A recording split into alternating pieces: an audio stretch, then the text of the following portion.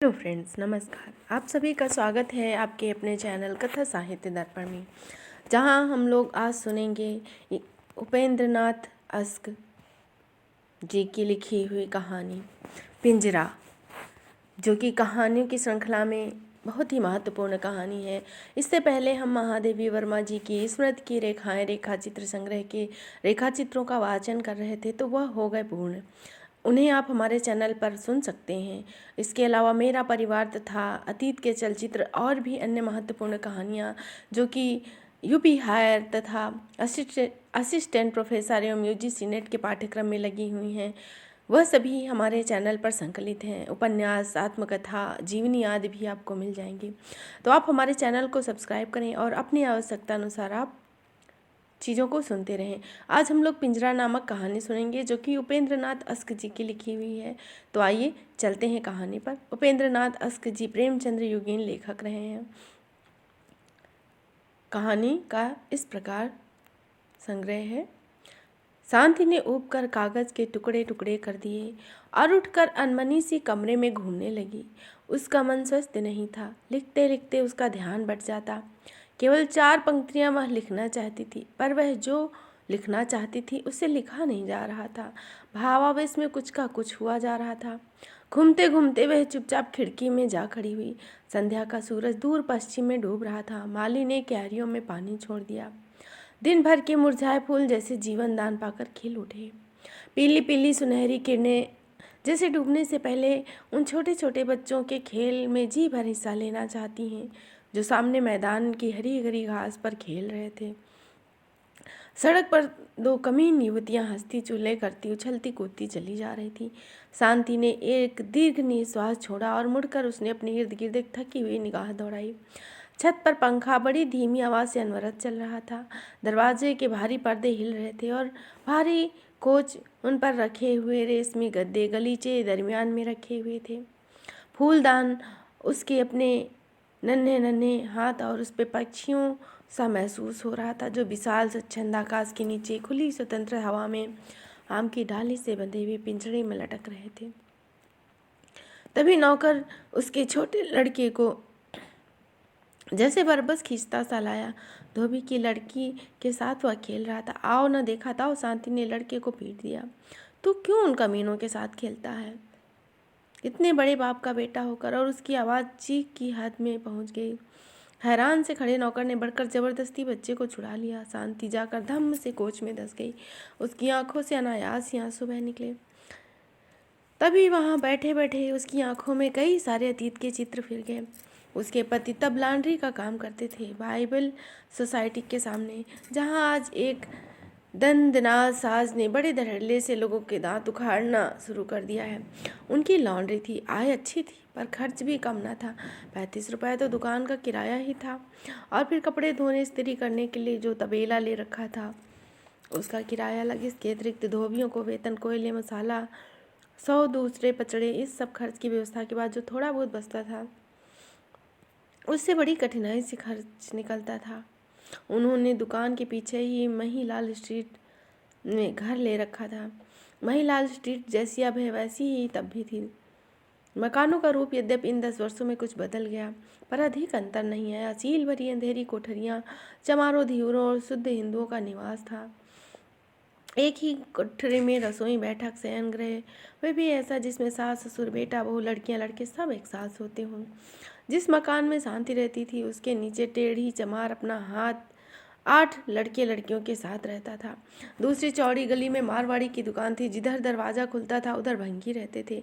उनके दरवाजे से जरा ही परे भंगियों ने तंदूर लगा रखा था, जिसका धुआं सुबह शाम उनकी रसोई में आ जाया करता था, जिससे शांति को प्रायः रसोई की खिड़की बंद ही रखनी पड़ती थी।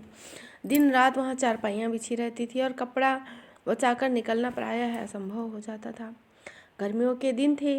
म्यूनिसिपैलिटी का नल काफ़ी दूर अनारकली के पास था, इसीलिए गरीब लोगों की सहूलियत के ख्याल से शांति ने अपने पति की सिफारिश पर नीचे डेवढ़ी के नल से उन्हें पानी लेने की इजाज़त दे दी। किंतु जब उन्हें उस मकान में आए कुछ दिन बीते तो शांति को मालूम हो गया कि यह उदारता बड़ी महंगी पड़ेगी।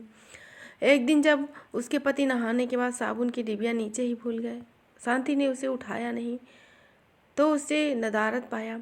कुछ दिन बाद तौलिया भी गायब। इस तरह कोई ना कोई चीज़ गायब ही हो जाती है।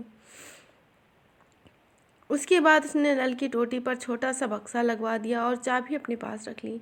दूसरे दिन एक ही धोती से शरीर ढांपे व पसीने से निचुड़ी हुई चूल्हे के आगे बैठी रोटी की व्यवस्था कर रही थी तो उसने अपने सामने काली सी लड़की को खड़ा पाया। लड़की उसकी समवयस्क थी, रंग बेहद काला और शरीर पर अत्यंत मैली कुचली धोती पहनी। अपने गहरे काले बालों में सरसों का ही तेल डालती हुई, क्योंकि उसके मस्तक पर बालों के नीचे पसीने के कारण तेल में मिली हुई मैल की एक रेखा बनी हुई थी। चौड़ा सा मुंह और चपटी सी नाक। शांति के हृदय में क्रोध और घृणा का तूफान उमड़ आया। आज तक घर में जमादारिन के अतिरिक्त नीचे रहने वाली किसी कमीन लड़की को ऊपर आने का साहस न हुआ और न ही उसने किसी से बातचीत करने की कोशिश की। लड़की मुस्कुरा रही थी। उसकी आंखों में विचित्र सी चमक थी। क्या बात है? जैसी आंखों ही आंखों में शांति ने क्रोध से पूछा। तनिक मुस्कुराते हुए लड़की ने प्रार्थना की, बीबी जी पानी लेना है। हमारा नल भंगी चमारों के लिए नहीं। हम भंगी चमार ना हैं।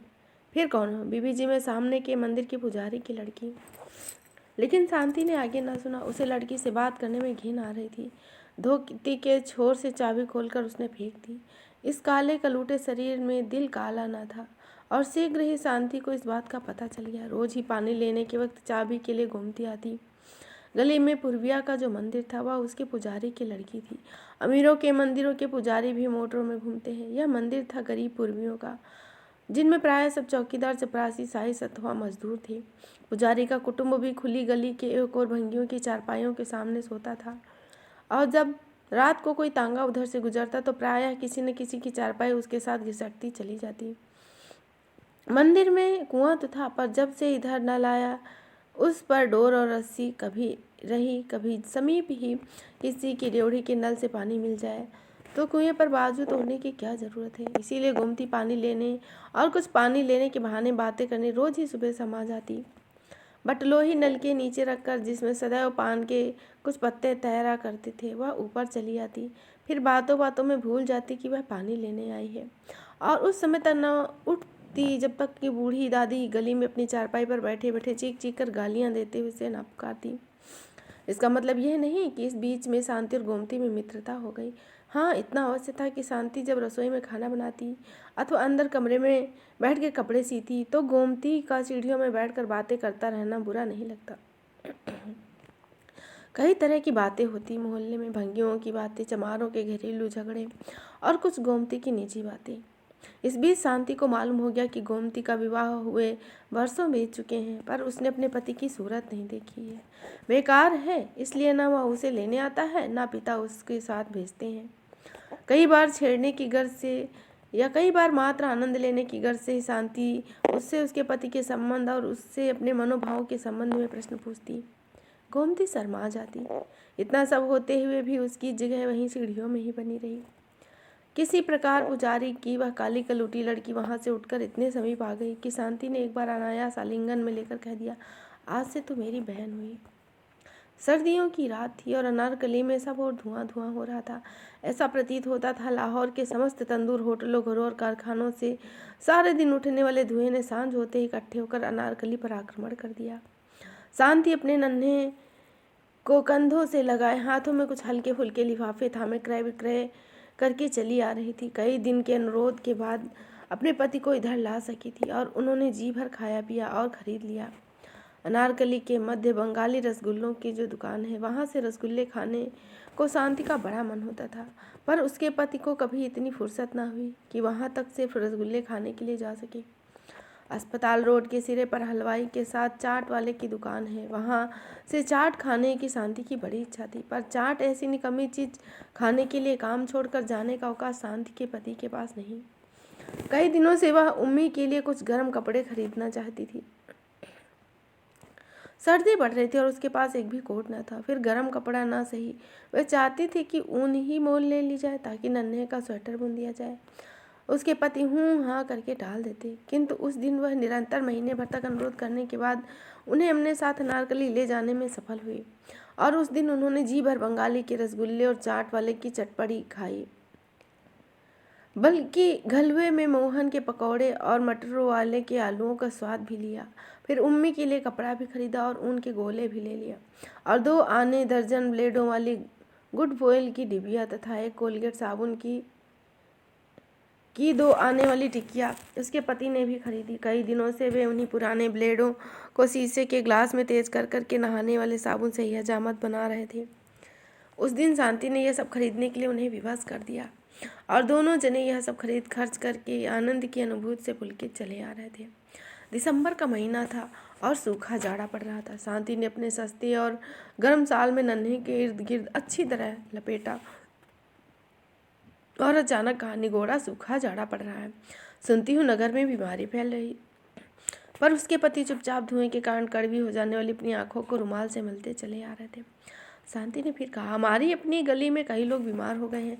परसों टेढ़ी चमार का लड़का निमोनिया से मर गया। तभी साल में लिपटा बच्चा हल्के हल्के 2 बार खांसा और शांति ने उसे और अच्छी तरह साल में लपेट लिया।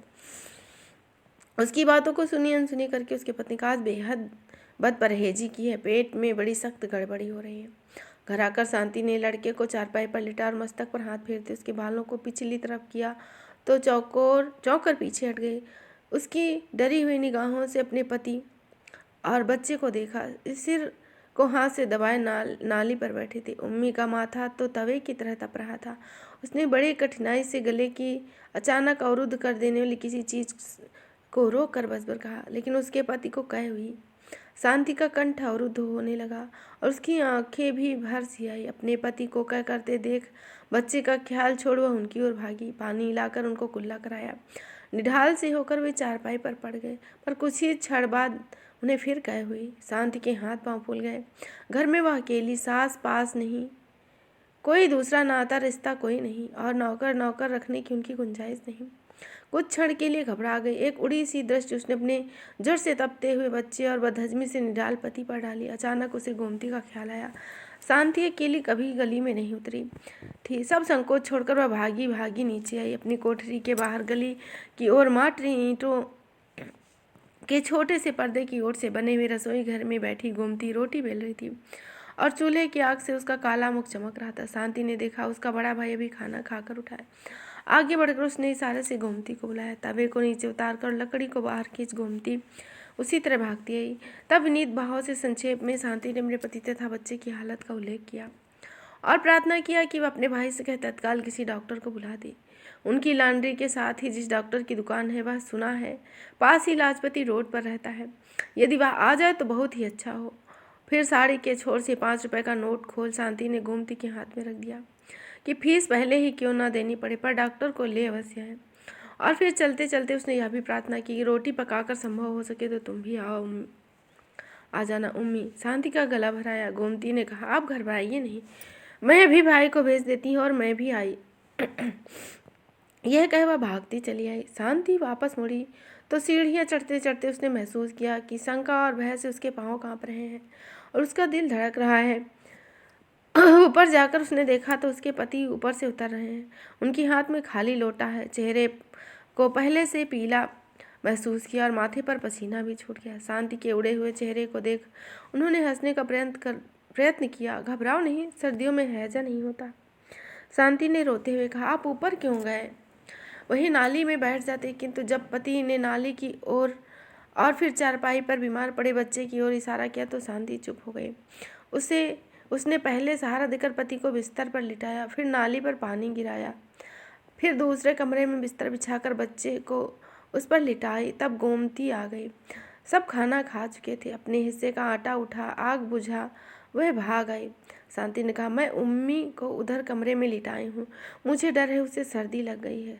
सांस उसे और भी कठिनाई से आने लगी है और खांसी बढ़ गई है। निचली कोठरी में पड़े हुए पुराने लिहाफ से कपड़े ले लो और अंगीठी में कोयले डालकर उसकी छाती पर जरा सेंक दो। इनके पेट में गड़बड़ है, मैं इधर इनका उपचार करती हूँ। कुछ नहीं तो गर्म पानी करके बोतल ही फेरती रहूँगी। गोमती ने कहा, इन्हें बीबी जी कोई हाजमे की चीज़ दे दो। हमारे घर तुम्मे की अजवाइन है, मैं उसमें से कुछ ले आती हूँ। तब तक डॉक्टर आए, उसे ही जरा गर्म पानी से इन्हें दे दो। बिना किसी तरह की हिचकिचाहट के शांति ने मैली सी पुड़िया में बंधी काली सी अजवाइन ले ली और गोमती अंगीठी के कोयले डाल नीचे कपड़ा लेने भाग गई। बाहर शाम ढल चली थी। वहीं कमरे में अंधेरे में बैठे बैठे शांति की आंखों के सामने चिंता और फिक्र के वे सब दिन रात गए। उनके पति को हैजा तो ना था, किंतु गैस्ट्रोएंटेरियाटिस तीव्र किस्म का था। डॉक्टर के आने तक शांति ने गोमती के कहने पर उन्हें तुम्बे की अजवाइन दे दी थी। प्याज भी सुंघाया था और गोमती अंगीठी उठाकर दूसरे कमरे में बच्चे की छाती पर सेक देने चली गई। डॉक्टर के आने पर मालूम हो गया था कि उसे निमोनिया हो गया है और अत्यंत सावधानी की आवश्यकता है। शांति अपने पति और बच्चे दोनों की एक साथ कैसे तीमारदारी करती। उसने अपनी व्यवस्था से गोमती की ओर देखा, पर उसके होठ हिलाने की जरूरत नहीं थी। बच्चे की सेवा शुश्रूषा के समस्त भार को गोमती ने अपने कंधों पर ले लिया। शांति को मालूम भी न हुआ कि वह कब जाती है, कब घर वालों को खाना खिलाती है या खाती है, और या खाती है या भी नहीं। उसने तो जब देखा तो छाया की भांति बच्चे के पास ही उसको पाया। कई दिनों तक एक ही जुन खाकर गोमती ने बच्चों की तीमारदारी की। दोपहर का समय था। उसके पति दुकान पर गए हुए थे। उम्मी को भी अब आराम था और वह उसकी गोद से लगा हुआ सोया था, और उसके पास ही फर्श पर टाट बिछाए गोमती पुराने ऊन के धागे से स्वेटर बुनना सीख रही थी। इतने दिनों की थकी हारी नींदी शांति की पलकें धीरे धीरे बंद हो रही थी। वह उन्हें खोलती थी पर वे फिर बंद हो जाती थी। आखिर वह वैसी ही पड़ी पड़ी सो गई। जब वह फिर उठी तो उसने देखा कि उम्मी रो रहा है और गोमती उसे बड़े प्यार से सुरीली आवाज़ में थपक थपक लोरी दे रही है। शांति ने फिर आंखें बंद कर ली। उसने सुना गोमती धीरे धीरे गा रही है, आरी कक्को जारी कक्को जंगल पक्को भेर, भैया हाथे ढेला चिड़िया उड़े जा। और फिर आरी चिड़ैया दो पप्पड़ पकाए जा, भैया हाथे ढेला चिड़ैया उड़े जा। बच्चा चुप कर गया। लोरी खत्म करके उसने बच्चे को गले से लगाकर चूम लिया। शांति ने अर्धनिमीलित आंखों से देखा। बच्चे के पीले जर्द सूखे से मुख पर गोमती का काला स्वस्थ मुख झुका हुआ था। सुख के आंसू उसकी आंखों में उमड़ आए। उसने उठकर गोमती से बच्चे को ले लिया और जब वह फिर टाट पर बैठने लगी तो दूसरे हाथ से शांति ने उसका हाथ पकड़ चारपाई पर बिठाते हुए कहा, उसे अपने बाजू से बांध लिया और कहा, आज से तो मेरी बहन गोमती। आंखें बंद किए शांति इन्हीं स्मृतियों में गुम थी। उसकी आंखों से चुपचाप आंसू बह रहे थे। अचानक उसके पति अंदर दाखिल हुए। किसी जमाने में लॉन्ड्री चलाने वाले और समय पड़ने पर स्वयं अपने हाथों से इस्त्री गर्म करके कपड़ों को प्रेस करने में भी हिचकिचाहट न महसूस करने वाले लाला दीनदयाल और लाहौर की प्रसिद्ध फर्म दीनदयाल एंड सन्स के मालिक प्रख्यात शेयर ब्रोकर लाला दीनदयाल में महान अंतर था। इस 10 वर्ष के अरसे में उनके बाल यद्यपि पक गए, किंतु शरीर कहीं अधिक स्थूल हो गया। ढीले ढाले और प्रायः लॉन्ड्री के मालिक होते हुए भी मैले कपड़े पहनने की जगह अब उन्होंने अत्यंत बढ़िया किस्म का रेशमी सूट पहन रखा था और पाँवों में श्वेत रेशमी जुराबे तथा काले सैंडल पहने हुए थे। शांति ने झट रुमाल से आंखें पोंछ ली। बिजली का बटन दबाते हुए उन्होंने कहा, यहाँ अंधेरे में क्या पड़ी हो, उठो बाहर बाग में घूमो फिरो। और फिर बोले, इंद्रानी का फोन आया था, बहन यदि चाहे तो आज सिनेमा देख जाए। बहन दिल ही दिल में विषाद से शांति मुस्कुराई और उसके सामने एक और काली कलूटी सी लड़की का चित्र खिंच गया जिसे कभी उसने बहन कहा था, किंतु प्रकट में उसने सिर्फ इतना ही कहा, नहीं मेरी तबीयत ठीक नहीं। मुंह फुलाए हुए लाला दीनदयाल बाहर चले गए। तब आंखों को फिर से एक बार पोंछकर और तनिक स्वस्थ होकर शांति मेज के पास आई और कुर्सी पर बैठकर पैड अपनी ओर खिसकाकर कलम उठाकर उसने लिखा, बहन गोमती, तुम्हारी बड़ी बहन अब बड़ी बन गई है, बड़े आदमी की बीबी है, बड़े आदमियों की बीबियाँ अब उसकी बहनें हैं। पिंजड़े में बंद पक्षी को कब इजाज़त होती है कि वह स्वतंत्र विहार करने वाले अपने हमजोलियों से मिले। मैंने तुम्हें कल फिर आने के लिए कहा था, पर अब तुम कल ना आना। अपनी इस बंदिनी बहन को भूलने की कोशिश करना, शांति। इस बार उसने एक पंक्ति भी नहीं काटी और ना ही कागज़ फाड़ा। हाँ, एक बार लिखते लिखते फिर आंख भर आने से जो 2 आंसू की बूंद पत्र पर अनायास ही गिर पड़ी, उन्हें उसने ब्लटिंग पेपर से सुखा दिया। फिर पत्र को लिफाफे में बंद करके उसने नौकर को आवाज़ दी और उसके हाथ में लिफाफा देकर कहा, महिलाल स्ट्रीट में पूर्वियों के मंदिर के पुजारी की लड़की गोमती को दे आए। और फिर समझाते हुए कहा, गोमती कुछ ही दिन हुए अपनी ससुराल से आई है। पत्र लेकर नौकर चला ही था कि शांति ने उसे फिर आवाज़ दी। उसके पत्र उसके हाथ से ले लिया, फाड़ डाला और धीरे से उसने कहा, तुम गोमती से कहना कि बीबी अचानक आज मायके जा रही हैं और 2 महीने तक वापस ना लौटेंगी। यह कहकर वह फिर खिड़की में जा खड़ी हुई और अस्त हो जाने वाले सूरज के स्थान पर ऊपर की ओर बढ़ते हुए अंधेरे को देखने लगी। बात इतनी ही थी क्या दोपहर को जब वे ब्रिज खेल रहे थे तब नौकर ने आकर खबर दी कि महिलाल स्ट्रीट के पुजारी की लड़की गोमती आई है। तब खेल को बीच में ही छोड़कर और भूल कर कि उसके पार्टनर राय साहब लाला बिहारी लाल है, वह भाग आई थी और उसने गोमती को अपनी भुजाओं में भींच लिया और वह उसे अपने कमरे में ले आई। तब दोनों बहुत देर तक अपने सुख दुख की बातें करती रही। शांति ने जाना था कि किस प्रकार गोमती का पति काम करने लगा, उसे ले गया और 4 बच्चों की माँ बना दिया और गोमती ने उम्मी का और दूसरे बच्चों का हाल लिया। लाला दीनदयाल इस बीच कई बार बुलाने आए पर वह ना गई थी और जब दूसरे दिन आने का वादा लेकर उसने गोमती को विदा किया तो उसके पति ने कहा, तुम्हें शर्म नहीं आती? उस उजट और गंवार औरत को लेकर तुम बैठी रही, तुम्हें मेरी इज्जत का जरा भी ख्याल नहीं। उसे बगल में लिए उन सबके सामने से गुजर गई। राय साहब और उसकी पत्नी हंसने लगे और आंखें प्रतीक्षा कर कर के चले गए। इसके बाद उन्होंने और भी कुछ कहा, लेकिन शांति ने तो फैसला कर लिया था कि वह पिंजरे को पिंजरा ही समझेगी और उड़ने का प्रयास नहीं करेगी। तो इस तरह आपने सुनी उपेंद्र नाथ अस्क जी की प्रसिद्ध कहानी पिंजरा। आशा है आपको यह कहानी पसंद आएगी।